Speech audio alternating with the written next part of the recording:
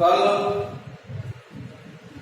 Doctor Pradeep Mukhopadhyay आलोक जी लिखा हुआ robot के बारे में जानकारी प्राप्त किया गया है और थोड़ा आगे के बारे में जानकारी प्राप्त करेंगे।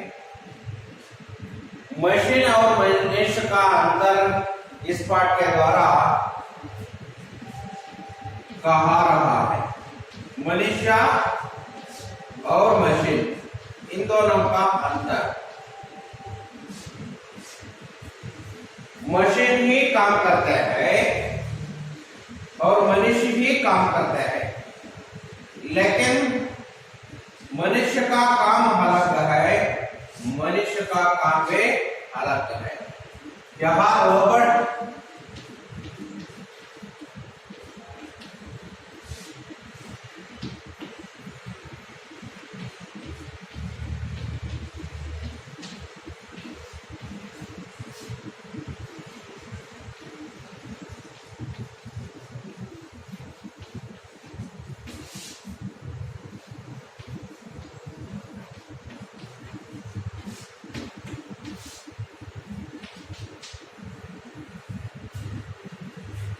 मनुष्य का स्थान कभी भी कम नहीं होता है, क्योंकि जितना मशीन है तो यह मनुष्य का स्थान कम नहीं होता है, क्योंकि मनुष्य जो काम करता है उतना काम मशीन उतना साफ से मनुष्य काम नहीं कर सकता है।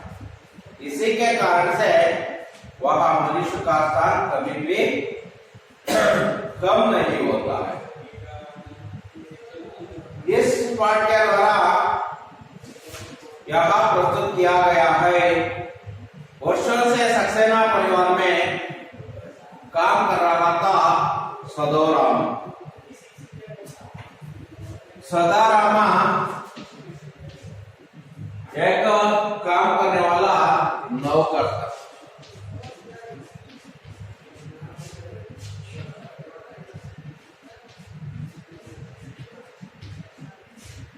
और धीरा सक्सेना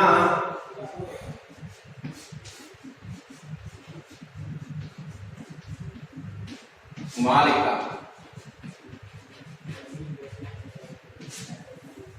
धीरा सक्सेना मालिका, सदारामा नौकर। अचानक एक दिन चलती बस में गिरकर खतरनाक चोट आ गई है। खतरनाक का मतलब बहुत अपायकारी, बड़ा अपायकारी आದಂತಹ ನೋವುಗಳಾಗಿತ್ತು। उसको अस्पताल भर्ती करना पड़ा है, लेकिन धीरा सक्सेना का घर में बेटे बेटियों नाती पोतों से घर में हमेशा रौनक चहल पहल रहती थी। सदाराम के अस्पताल पहुंचा जाने से सभी को तकलीफ या समस्या पैदा हो गया। धीरा सक्सेना को इस दुख को माना नहीं है। या मुखिया, परिवार के मुखिया होने के नाते से एक रोबोट को ढूंढने के लिए रोबोटिक कॉर्पोरेशन को पहुंचा। वर्ष 2030 नवंबर महीने एक रोबोट वैक्यूम क्लीनर से दफ्तर का फर्श को साफ कर रहा था। कंप्यूटर विधा कृत्रिम बुद्धि का समावेश रोबोट में करने का सफल हो गया था। कुछ रोबोट में मानवीय संवेदना गुण भी उसमें बढ़ गया। काउंटर पर बैठे रोबोट ने धीरा सक्सेना को स्वागत किया। जय श्रीमान, मैं आपके लिए क्या कर सकता हूँ? जवाब में धीरा सक्सेना बोले, मुझे घरेलू कामकाज करने के लिए बुद्धिमान रोबोट की जरूरत है। यहाँ सुनकर काउंटर पर बैठा रोबोट बोला, लेकिन घरेलू कामकाज के लिए बुद्धिमान रोबोट क्यों? आप साधारण रोबोट में भी काम चला सकते हैं। दरअसल मुझे बुद्धिमान रोबोट चाहिए। मेरे नाती पोती का होमवर्क कराने के लिए, मेरा वर्ड प्रोसेसर पर काम संभालने के लिए भी बुद्धिमान रोबोट की जरूरत है। ठीक है, कैसे आपकी मर्जी है। आपको बुद्धिमान रोबोट चाहिए तो ज्यादा कीमत देना पड़ता है। धीरज सक्सेना को यह रोबोट बहुत ही व्यवहार कुशल और चालाक लगा है। सचमुच ग्राहक की नब्जे पकड़ने की कला इसमें पारंगत लगता है। दोपहर कोई कंपनी का एक कार्मिक रोबोट को धीरज सक्सेना के परिवार में काम करने के लिए रोबोनिल को छोड़ आया। उसका नाम था रोबोनिल। वह उसको ऑर्डर धीरज सक्सेना ही देना पड़ता है।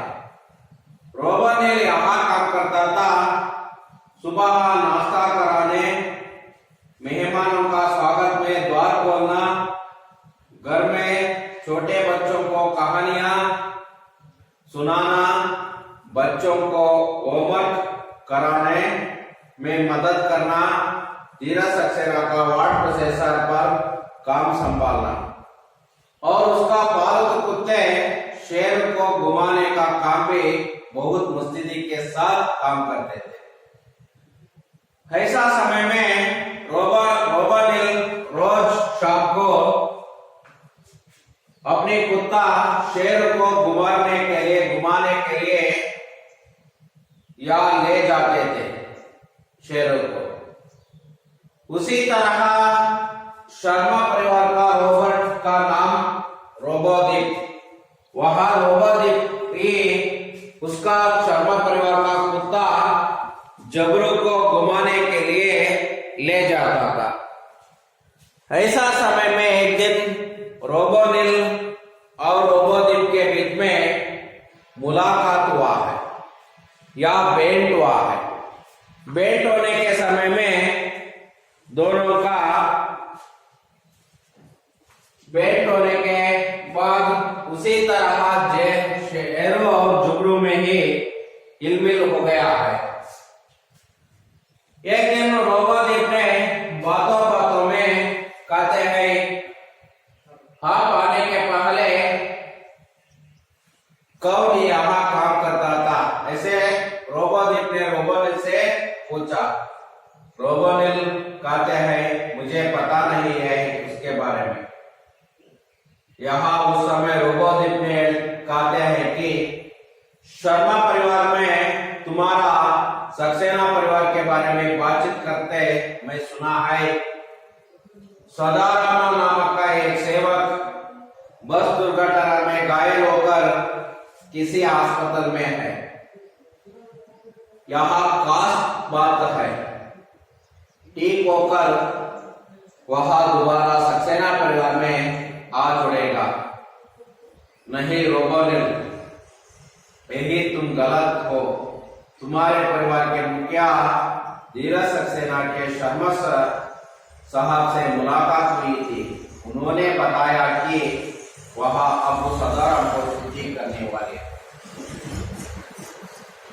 वह रोबोनिल को मालूम हो गया है यह रोबोटिक के नियम के खिलाफ है। ऐसा कसीमो रोबोटिक नियम के खिलाफ है। वैज्ञानिक एवं विज्ञान लेखक इसके बारे में बातचीत करने के लिए रोबोजित के पास एक दिन जाने के लिए निर्णय लिया है। रोबोनिल और रोबोजित दोनों भी मिलकर रोबोजित के पास जाने के लिए तैयार होकर एक दिन रोबोटिक्स कॉर्पोरेशन को जाते हैं। वहां उस समय सविस्तार से पूरा बताते हैं रोबोटिक का नियम और इस धीरज सक्सेना का घर में होने वाला नुकसान के बारे में कहते हैं। कोई रोबोट से किसी नुकसान को किसी इंसान को नुकसान नहीं होना चाहिए। इसलिए उस बात को बारे में रोबोजित के पास बात कर लिया है, लेकिन रोबोजित किसी बात को मानने के लिए तैयार न था और उसी के साथ कोई मदद भी करने के लिए तैयार नहीं था। थोड़ा समझाने के लिए प्रयास किया, लेकिन रोबोजित टस से मस ना हुआ। उसका मतलब अपनी बात पर डटे रहना। अपनी बात पर डटे रहना का मतलब कोई बात में विचलित ना हुआ है, ऐसा ही हो गया है। असीमों का नियमों को बढ़कर धंधे का बारे में चिंता किया गया है रोबोजित ने। यहाँ तक कल हुआ था। आज उसके आगे के बारे में, आगे के पाठ के बारे में थोड़ा जानकारी प्राप्त करेंगे। देखिए बच्चों, कुछ दिन और गुजार गए। सक्सेना परिवार रोबोनिल को पाकर फूला नहीं समा रहा था, पर रोबोनिल सदाराम के कारण बहुत चिंतित था। उसके कारण सदाराम की नौकरी को हान छाए। यहाँ उसे किसी भी सूरत में मंजूर नहीं था। रोबोनिल सोचता कि इंसान अपने स्वार्थ और लालचा के तहत नियम और कानूनों को अंगूठ दिखा देना है, पर लगता है रोबोट में भी अब वही कमी पैदा हो गई है। उसी रात रोबोनिल को धीरज सक्सेना ने एक विज्ञान कथा वर्ड प्रोसेसर पर टाइप करने के लिए दी। कथा संक्षेप में इस प्रकार थी। एक घर में नौकर को जो किसी जानलेवा बीमारी से पीड़ित था, निकलकर उसकी जगह पर एक रोबोट को रखा दिया जाता है। किसी तरह रोबोट को इस बात की जानकारी मिल जाती है, तो वह रोबोटिक संज्ञा से संपर्क साधकर संज्ञा को सारी बातों से अवगत कराता है। संज्ञा रोबोट की हड़ताल की घोषणा कर देना है। अतः समझौता इस बात पर होता है कि उस नौकर को घर में फिर से रखा लिया जाएगा। कहानी टाइप करके रोबोनिल की तात्विका और तारों भरे परिपंथ वाली खोपड़ी से खोपड़ी में एकाएक मानो नीली रोशनी हो गई। अगले रोज ही रोबोजित के साथ वह संघ के कार्यालय जा पहुंचा। सब बातें सुनकर अध्यक्ष ने संघ की कार्यकारिणी की आपातकालीन बैठक बुलाई। बैठक में तय हुआ कि सभी रोबोटिक कंपनियों के काम करने वाला रोबोट की हड़ताल का आह्वान कर दिया जाए। मक्के ओके नाम ಮೇಲೆ ಎಕ್ಸ್ಪ್ಲೈನ್ ಮಾಡೋಣ।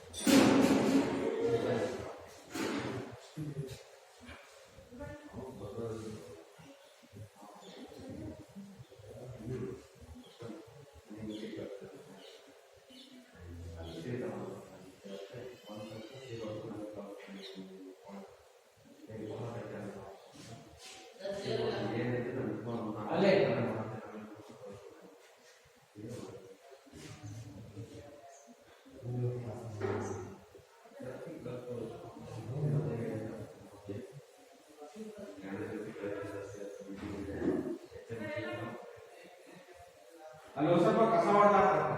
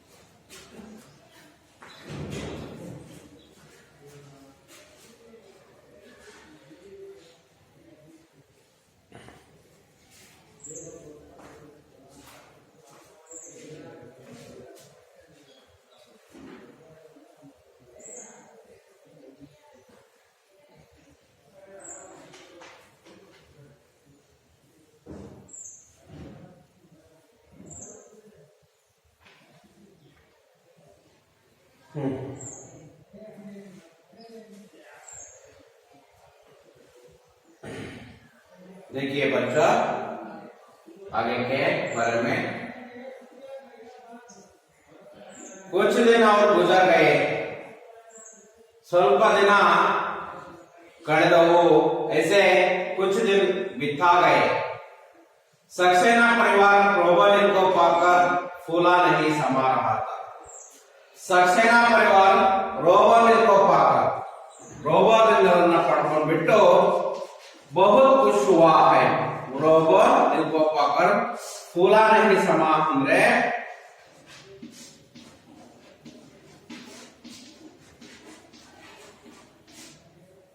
बहुत खुश हुआ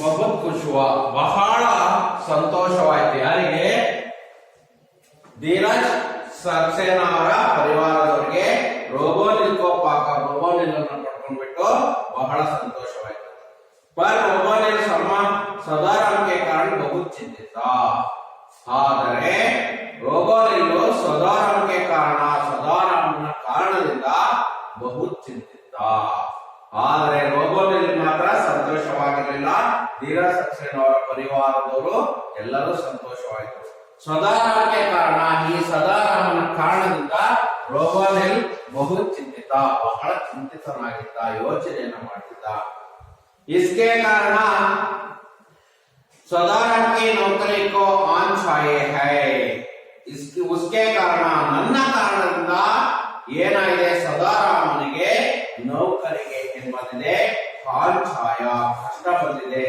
ಏನ್ ಬಂದಿದೆ ತೊಂದರೆ ಆಗಿದೆ ಆನ್ ಛಾಯ ಅಂದ್ರೆ ನನ್ನದ್ರಿಂದ ಏನಾಗಿದೆ ಸಮಸ್ಯೆ ಆಗಿದೆ ಅನ್ನುವಂಥದ್ದು ಗೊತ್ತಾಯಿತು ನನ್ನಿಂದ ಏನಾಯ್ತು ತೊಂದರೆ ಆಯ್ತು ಹಾನಿ ಪೌಂಚಾಣ ಹಾನ್ ಛಾಯೆ ಅಂದ್ರೆ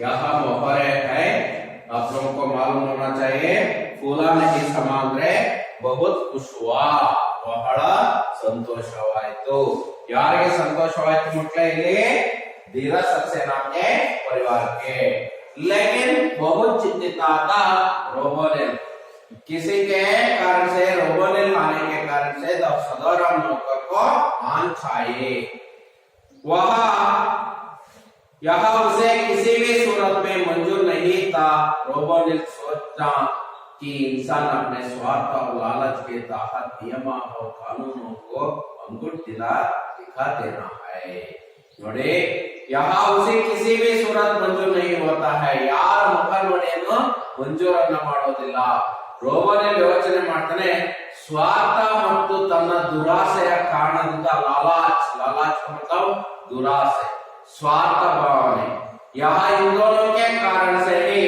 नियमों को या कानूनों को अंगूठ दिखा देता है ಎಲ್ಲರೂ ಬೆರಳು ಮಾಡಿ ತೋರಿಸ್ತಾ ಇದ್ದಾರೆ ಸುಮ್ಮನೆ ಅವನ್ನೆಲ್ಲ ಬೆರಳುವನ್ನ ಮಾಡಿ ತೋರಿಸುವಂತದ್ದು ಅಂಗೂಠ ದಿಖಾ ದೇನಾ ಏನ್ ಮಾಡೋದು ಆ ಕಡೆ ತೋರಿಸೋ अंगूठ दिखा देना ಈಗ ಆ ಕಡೆ ಎಲ್ಲ ಬೆರಳು ಮಾಡಿ ತೋರಿಸ್ತಾರೆ पर लगता है रोबोट में भी अब वही कमी पैदा हो गई है ಆದರೂ ಸಹ ಅದರಲ್ಲಿ ಕಡಿಮೆ ಆಗೋದಿಲ್ಲ ಹಾಗಾಗಿ अंगूठ दिखा देना यहाँ भी एक मोहरा है इस मोहरे का अर्थ आप लोगों को मालूम होना चाहिए उसकी ओर निशाना करना क्या उसकी ओर दिखाना है इसलिए यहाँ इस पैर में आप लोगों को मालूम होना चाहिए तीन दो है मोहरे का अर्थ फूल नहीं समा रहा हाथ चाहे और अंगूठ दिखा देना अंगूठ दिखा देना यहाँ इसलिए पर लगता है रोबोट में भी अब वही कमी पैदा हो गई है ಈಗಲೂ ಸಹ ಅದು रोबोट ಅಲ್ಲಿ ಕಡಿಮೆ ಇದೆ उसी रात रोबोट को धीरज सक्सेना ने एक विज्ञान कथा वाट से सर पर टाइप करने के लिए दी है उसी रात अधे रात्रि रोबोट के धीरज सक्सेना एक विज्ञान कथा वाट से सर पर टाइप करने के लिए दी है विज्ञान कथा ಅಥವಾ ವಿಜ್ಞಾನ ಕಥವನ್ನ ಏನ್ ಮಾಡೋದಕ್ಕೆ ವಾಟ್ ಪ್ರೊಸೆಸರ್ ಅಲ್ಲಿ ಟೈಪ್ ಮಾಡೋದಕ್ಕೆ ಯಾರು ಕೊಟ್ಟಿದ್ರು ರೋಬೋನಿಲ್ಲೋ ಯಾರಿಗೆ ರೋಬೋನಿಲ್ಗೆ धीरज सक्सेना ಅವರು ಕೊಟ್ಟಿದ್ರು कथा संक्षिप्त में इस प्रकार है कथा ಅಥವಾ ಈ ಕಥೆ ಸಂಕ್ಷಿಪ್ತದಲ್ಲಿ ಚಿಕ್ಕದಾಗಿ ಈ ರೀತಿ ಇತ್ತು एक घर में नौकर को जो किसी जानलेवा बीमारी से पीड़ित ಆ ಕಥೆಯಲ್ಲಿ ಏನಿತ್ತಂದ್ರೆ ಒಬ್ಬ ನೌಕರ ಇದ್ದ ಆ ನೌಕರನಿಗೆ ಆಕಸ್ಮಿಕವಾಗಿ ಜಾನ್ಲೇವಾ ಬಿಮಾರಿಯ ಜಾನ್ಲೇವಾ ಅಂದ್ರೆ ಜೀವ ಕಿತ್ಕೊಳ್ಳುವಂತಹ ಜೀವನ ಹಿಂಡುವಂತಹ ಕಾಯಿಲೆಗಳು ಬಂತು ಅಂತಹ ಕಾಯಿಲೆಯಿಂದ ಪೀಡಿತನಾದ ಆ ನೌಕರ निकल कर उसकी जगह पर एक रोबोट को रखा दिया जाता है ಅವನನ್ನ ಬಿಡಿಸ್ಬಿಟ್ಟು ಆ ಜಾಗದಲ್ಲಿ ಏನನ್ನ ತಗೊಂಡ್ಬರ್ತಾರೆ ಒಂದು ರೋಬೋಟ್ ಅನ್ನ ತಗೊಂಡು ಇಡ್ತಾರೆ ಯಾರನ್ನ ಆ ನೌಕರನ ಜಾಗದಲ್ಲಿ ಒಂದು ರೋಬೋಟ್ ಅನ್ನ ತೆಗೆದುಕೊಂಡಿರ್ತಾರೆ किसी तरह रोबोट को इस बात की लिए जानकारी मिल जाती है ಯಾವುದೋ ಒಂದು ರೀತಿಯಲ್ಲಿ ಈ ರೋಬೋಟ್ ಗೆ ಈ ಮಾತು ಸಿಗತ್ತೆ ಈ ಮಾತು ನೆನಪು ಆಗತ್ತೆ ರೋಬೋಟ್ ಗೆ ಜಾಣಕಾರಿ मिल जाती है आगे तिಳುವಳಿಕೆಯನ್ನ ಸಿಗತ್ತೆ तो वह रोबोटिक संघ के से संपर्क साधकर संघ को सारी बात से अवगत करता रोबोटिक संघ से संपर्क साधकर आवाग ಏನ್ ಮಾಡ್ತಾರೆ ಅಂದ್ರೆ ಯಾವುದೇ ಒಂದು ಸಂಘ ಇರುತ್ತೆ उस संघ का नाम रोबोटिक संघ ಆ रोबोटिक ಸಂಘದ ಸಂಪರ್ಕವನ್ನ ಸಾಧಿಸಿಬಿಟ್ಟು ಏನ್ ಮಾಡ್ತಾರೆ सारी बात से अवगत करता है ಎಲ್ಲ ಮಾತುಗಳನ್ನ ಹೇಳ್ತಾ ಹೋಗ್ತಾರೆ ಅವರನ್ನ ಅವಗತ್ करता है ಅವಗತ್ ಅಂದ್ರೆ ತಿಳುವಳಿಕೆಯನ್ನ ಪಡಿಸುವಂತದ್ದು ಎಲ್ಲಾ ಮಾತುಗಳನ್ನ ಹೇಳುವಂತದ್ದು ಅವಗತ್ करते हैं ಎಲ್ಲಾ ಮಾತುಗಳನ್ನ ಅವರಿಗೆ ತಿಳಿಸೋದಕ್ಕೆ ಪ್ರಯತ್ನವನ್ನ ಮಾಡ್ತಾರೆ रोबोटिक ಸಂಘದವರಿಗೆ संघ रोबोट की हड़ताल की घोषणा कर देना है संघ ಏನ್ ಮಾಡುತ್ತಂದ್ರೆ ಆ ರೋಬೋಟ್ ನ ತೊಂದರೆಯನ್ನ ಹೇಳ್ಬಿಟ್ಟು ಆ ರೋಬೋಟ್ ನಿಂದ ಆದಂತಹ ತೊಂದರೆಯನ್ನ ಘೋಷಣೆ ಮಾಡುತ್ತೆ अर्थात समझौता है ಇದರಿಂದ ಅರ್ಥ ಆಗುತ್ತೆ इस बात पर होता है ಈ ಮಾತಿನಿಂದ ಗೊತ್ತಾಗುತ್ತೆ उस नौकर को घर में फिर में रखा लिया जाएगा ಮತ್ತೆ ರೋಬೋಟಿಕ್ ಸಂಘದವರು ಸೇರ್ಕೊಂಡ್ಬಿಟ್ಟು ಏನ್ ಮಾಡ್ತಾರೆ ಮತ್ತೆ ಪುನಃ ಆ ನೌಕರನ್ನ ಅವರ ಮನೆಯಲ್ಲಿ ಕೆಲಸವನ್ನ ಮಾಡೋದಕ್ಕೆ ಅವಕಾಶವನ್ನ ಮಾಡಿಕೊಡ್ತಾರೆ किसके कारण से रोबोटिक के संघों के कारण से ऐसे करते हैं कहानी टाइप करके रोबोनिल की तात्विक और दारू बड़े पारंपरिक वाले खोपड़ी में एकाएक या मानो नीली रोशनी हो गई है कहानी टाइप करके ಕಥೆಯನ್ನ ಟೈಪ್ ಮಾಡ್ತಾ ರೋಬೋನಿಲ್ಗೆ ತಾತ್ವಿಕ ಏವಂ ತಾರೋ ಪರಂಪರ ವಾಲೆ ಆಗ ಅವರಿಗೆ ಒಂದು ರೀತಿಯಲ್ಲಿ ಭ್ರಮೆ ಆದಂಗಾಗುತ್ತೆ ತಾತ್ವಿಕ ಮತ್ತು ನಕ್ಷತ್ರದಿಂದ ತುಂಬಿರುವಂತಹ ಆಕಾಶದಲ್ಲಿ ಏಕಾಏಕ ನೀಲಿ ರೋಶನಿ ಬಂದಂಗಾಯ್ತು ಹಾಗಂದ್ರೆ ಕತ್ತಲಿನಲ್ಲಿ ಬೆಳಕು ಬಂದಂಗಾಯ್ತು. ಅವ್ರಿಗೆ ಏನ್ ಮಾಡ್ಬೇಕು ಅನ್ನೋದು ಗೊತ್ತಾಗಿಲ್ಲ. ಯಾರಿಗೆ? ರೋಬೋನಿಲ್ಗೆ. ಅಂತಹ ಸಂದರ್ಭದಲ್ಲಿ ಈ ಕಥೆಯನ್ನ ನೋಡಿ ಅವ್ರಿಗೆ ಗೊತ್ತಾಯ್ತು, ಮೈ ಬಿ ರೋಬೋಟಿಕ್ ಸಂಘಕ್ಕೆ ಪಾಸ್ ಜಾ ಸಕ್ತಾ ಹೈ, ಅಲ್ಲಿಗೆ ನಾನು ಹೋಗ್ಬೋದು ಅನ್ನೋದು ಆಗ ಗೊತ್ತಾಯ್ತು. ಅದಕ್ಕೆ ಏನೂ ಗೊತ್ತಿಲ್ಲದಂತಹ ಸಮಯದಲ್ಲಿ ಈ ಕತೆ ನಮಗೆ ಒಂದು ದಾರಿಯನ್ನ ತೋರಿಸಿದಂಗಾಯ್ತು. ಅಲ್ಲಿಗೆ ಏನಂತ ಅಂದ್ರೆ ಕತ್ತಲಿನಲ್ಲಿ ಬೆಳಕು ಬಂದಂಗಾಯ್ತು ಅನ್ನುವಂಥದ್ದು ಗೊತ್ತಾಯ್ತಾ. ತುಂಬಾ ಕತ್ತಲಿರತ್ತೆ, ಆ ಕತ್ತಲಿನಲ್ಲಿ ರೋಶನಿ ಬೆಳಕು ಬಿಟ್ಟಂಗಾಯ್ತು. ಆ ರೀತಿಯಾದಂತಹ ನೀಲಿ ರೋಶನಿ हो गई है.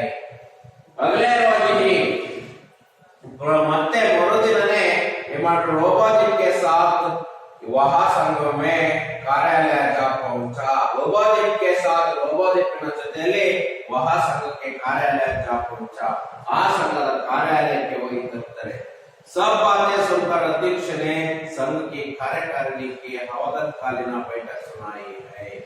सब बातें सुनकर ಎಲ್ಲ ಮಾತುಗಳನ್ನ ಕೇಳಿಬಿಟ್ಟು ಅಧ್ಯಕ್ಷನೇ, ಆ ಅಧ್ಯಕ್ಷ ರೋಬೋಟಿಕ್ನ ಅಥವಾ ರೋಬೋಟಿಕ್ನ ಆ ರೋಬೋಟಿಕ್ನ ಸಂಘದ ಅಧ್ಯಕ್ಷ ಏನ್ ಮಾಡ್ತಾನೆ, सबकी कार्यकारिणी आपातकालीन का बैठक बुलाए है.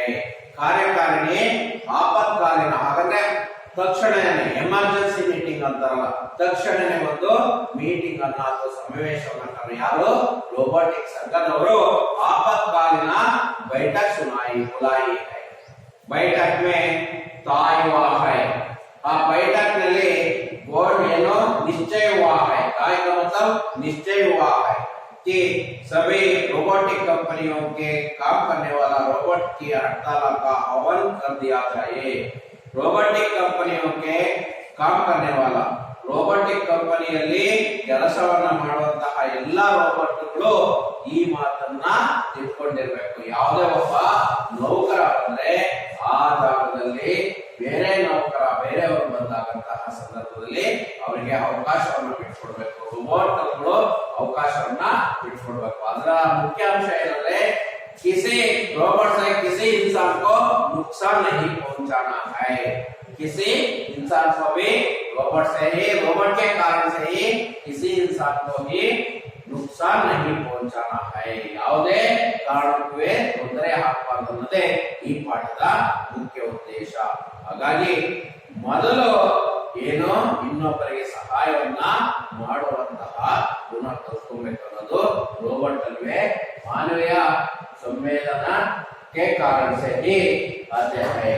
यहाँ इसी के कारण से उसको मालूम होता है रोबोटिक कंपनी के द्वारा रोबोटिक कंपनी ಅಂತ ಅವರಿಗೆ ಅನುಕೂಲ ಆಗುತ್ತೆ ಅನ್ನೋಂಥದ್ದು ಗೊತ್ತಾಯಿತು. ಅಲ್ಲಿಗೆ ರೋಬೋಟಿಕ್ ನಿಂದ ಅನುಕೂಲ ಆಗ್ಬೋದು ಅನ್ನೋಂಥದ್ದು ಗೊತ್ತಾಯಿತು.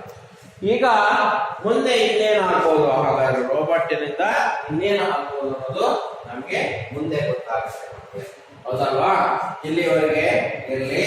ಈಗ ಈ ಪಾಠದಲ್ಲಿ ಬಂದಿರುವಂತಹ ಕ್ವಶನ್ ಕಡೆ ಒಂದಿಷ್ಟು ಗಮನ ಹರಿಸೋಣ. ಮಕ್ಕಳೇ, ಹಾಗಾದ್ರೆ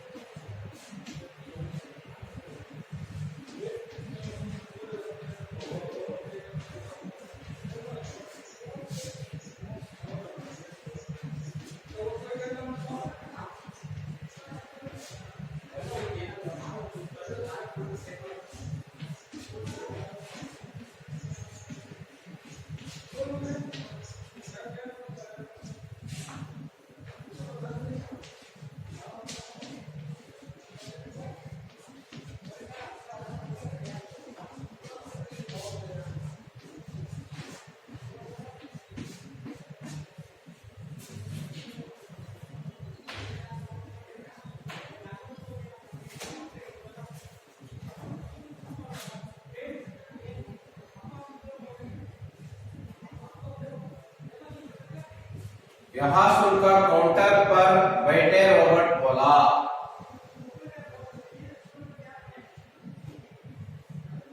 यहां सुनकर काउंटर पर बैठा रॉबर्ट बोला, मगर रोबोदीप यहाँ तो शाम को रोबोनिल दोनों के बीच कुछ सक्सेना परिवार रोबोनिल को गुप्त मंत्रण हुआ, पाकर फूला नहीं समा रहा था। बैठा रॉबर्ट बोला, रोबोटिक के नियम के विरुद्ध है और रोबोदीप मिले है। सक्सेना परिवार रोबोनिल को पाकर बहुत खुश हुआ। दोनों के बीच कुछ गुप्त मंत्रण हुआ है। शाम को रोबोनिल और रोबोदीप मिले, मगर रोबोदीप यहाँ तो रोबोटिक के नियम के विरुद्ध है।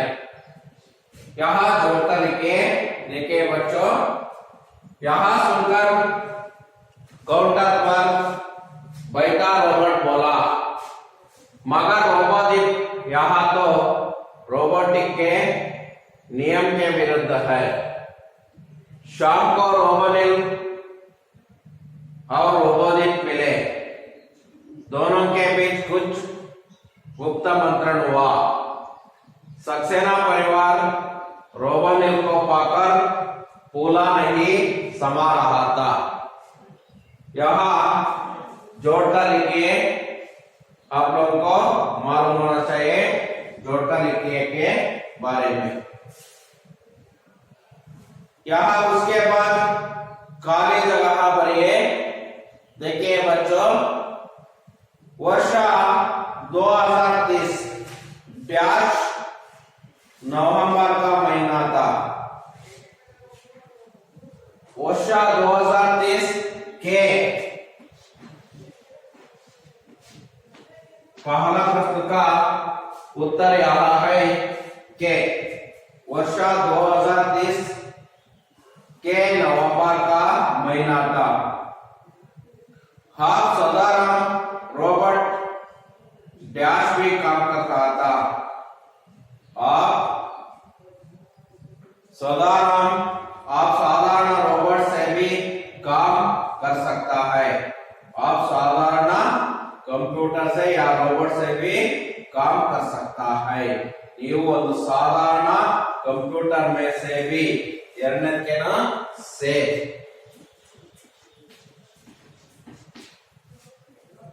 उसी तरह तीसरा प्रश्न, रोबोनिल डैश घर में आ जाने से सभी को राहत की सांस ली।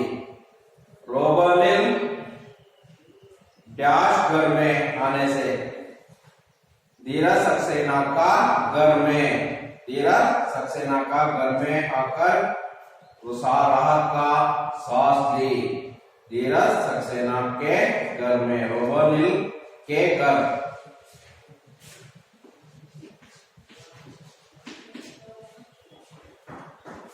चौथा प्रश्न, रॉबर्ट डैश की हड़ताल का घोषण क्या है?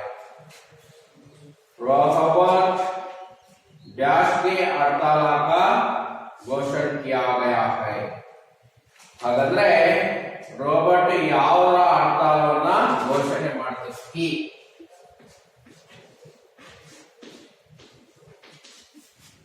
पांचवा प्रश्न है, संघ को यह बात मानने में कोई आपत्ति नहीं है में ಅಲ್ಲಿಗೆ ಇವಕ್ಕೆ ಖಾಲಿ ಜಾಗ. ಇವು ಏನಂತ ನಿಮ್ಗೆ ಗೊತ್ತಾಗಿ ಮಕ್ಕಳೇ, ಇವೆಲ್ಲ ಕಾರಕ ಚಿಹ್ನೆಗಳು. ಆ ಕಾರಕ ಚಿಹ್ನೆಗಳನ್ನ ಸೇರಿಸಿಬಿಟ್ಟು ವಾಕ್ಯವನ್ನ ಸಂಪೂರ್ಣವಾಗಿ ಮಾಡುವಂಥದ್ದು. ಹಾಗಾಗಿ ಈ ಕಾರಕಗಳನ್ನ ಜೋಡಿಸಿಬಿಟ್ಟು ಯಾವ ರೀತಿ ವಾಕ್ಯವನ್ನ ಮಾಡುವಂಥದ್ದು ನಿಮ್ಗೆ ಗೊತ್ತಾಗ್ಬೇಕು ಮಕ್ಕಳೇ. ಇವು ಕಾರಕ ಶಬ್ದಗಳು. ಗೊತ್ತಾಯ್ತಲ್ಲ ಮಕ್ಕಳೇ? ಇವನ್ನ ಜೋಡಿಸಿ ವಾಕ್ಯವನ್ನಾಗಿ ಮಾಡುವಂಥದ್ದು ಅದು. ಇದಾದ್ಮೇಲೆ 3-4 ವಾಕ್ಯಗಳು. ಈಗ ಕೊನೆಯದಾಗಿ 3-4 ವಾಕ್ಯ. ಇದನ್ನ ಹೇಳಿದ್ರೆ ಈ ಪಾಠದ ಎಲ್ಲವನ್ನೂ ಸಹ ನಿಮಗೆ ಹೇಳಿಕೊಟ್ಟಂಗಾಗುತ್ತೆ ಮಕ್ಕಳೇ, ಹೌದಲ್ವಾ? ನೋಡೋಣ ಹಾಗಾದ್ರೆ.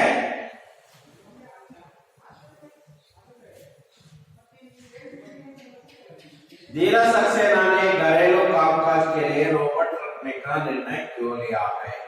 धीरज सक्सेना घरेलू कामकाज करने के लिए रोबोट अನ್ನು ಇಡೋದಕ್ಕೆ ಯಾಕೆ ನಿರ್ಣಯವನ್ನ ಮಾಡ್ದ?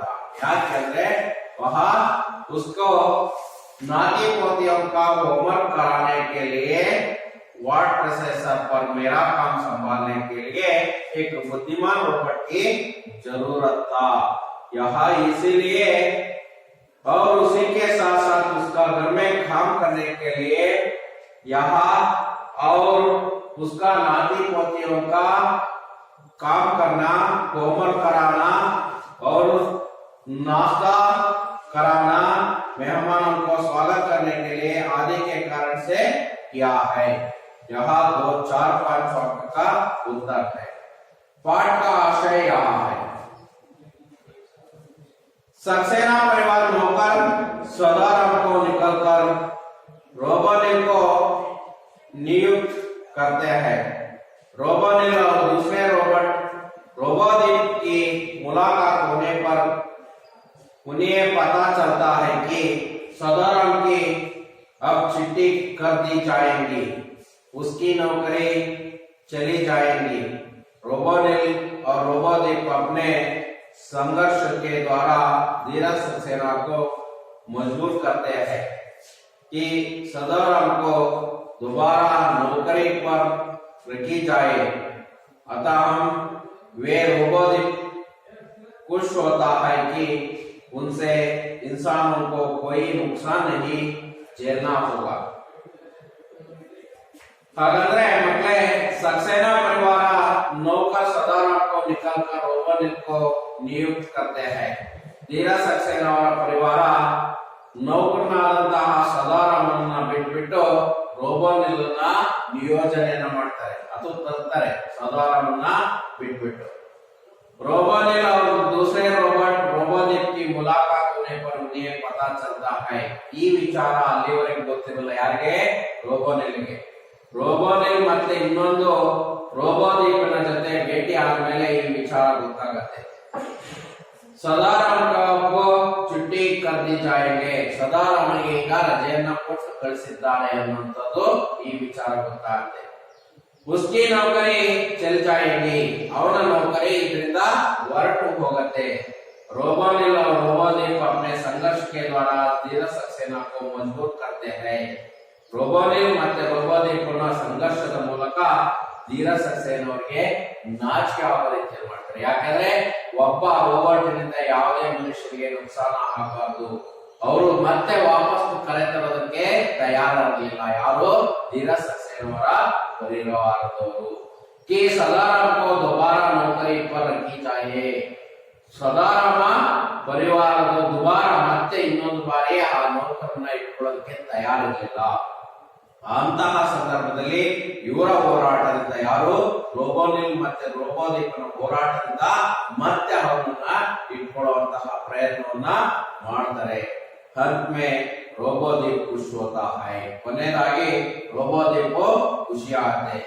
उनसे इंसानों को कोई नुकसान नहीं झेलना होगा, ಯಾವುದೇ ಕಾರಣದಿಂದ ರೋಬೋಟ್ಗಳ ಕಾರಣದಿಂದ ಯಾವುದೇ ಮನುಷ್ಯರಿಗೂ ಸಹ ನುಕ್ಸಾನ ಆಗಬಾರದು, ನಷ್ಟ ಆಗಬಾರದು ಅನ್ನೋದು ಈ ರೋಬೋಟ್ಗಳ ನಿಯಮ ಆಗಿರುತ್ತೆ। ಹಾಗಾಗಿ ಅಲ್ಲ ಹೇಗೆ ಗೊತ್ತಾಯ್ತು ಮಕ್ಕಳೇ ನಮಗೆ ಏನಂತಂದ್ರೆ, ಈ ರೋಬೋಟಿನಿಂದ ಯಾವುದೇ ಮನುಷ್ಯನಿಗೆ ತೊಂದರೆ ಆಗಬಾರ್ದು, ಮಷೀನಿನಿಂದ ಮನುಷ್ಯನಿಗೆ ಯಾವುದೇ ರೀತಿಯ ತೊಂದರೆ ಆಗಬಾರ್ದು ಅನ್ನೋದು ಗೊತ್ತಾಯ್ತು।